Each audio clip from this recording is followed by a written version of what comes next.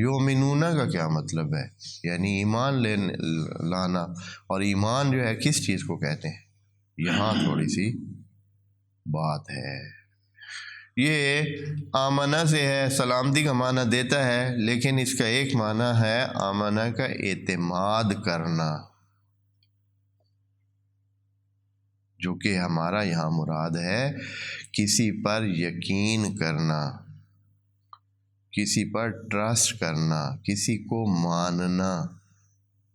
ایمان لانا یعنی کسی کو ماننا اور اس پر اعتماد کرنا، اس پر یقین کرنا، اعتقاد بنا لینا اس کے بارے میں، یہ ہوتا ہے ایمان، اور یہی مراد یہاں ہے۔ یہاں کے ماننے، جیسے یا ایھا الذین آمنو، اے ایمان لانے والو، یعنی اے ماننے والو۔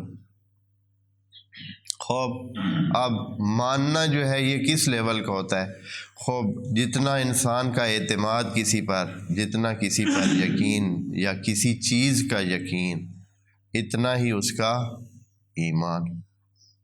خود بخود ہی ایمان کے درجے یہاں سے ہی پتہ چل جاتے ہیں کہ ایمان ایک درجہ دار چیز ہے، درجے ہے اس میں، خود بخود ہی درجے بن جاتے ہیں، اس لیے کہ کسی کا بھی جو یقین ہوتا ہے کسی چیز کے بارے میں وہ ایک جیسا نہیں ہوتا ہے۔ ہر بندے کا جس چیز کے بارے میں بھی اعتماد ہو، یقین ہو، عقیدہ ہو، وہ مختلف ہوتا ہے دوسرے سے، پس ایمان خود بخود ہی کیا بن جائے گا؟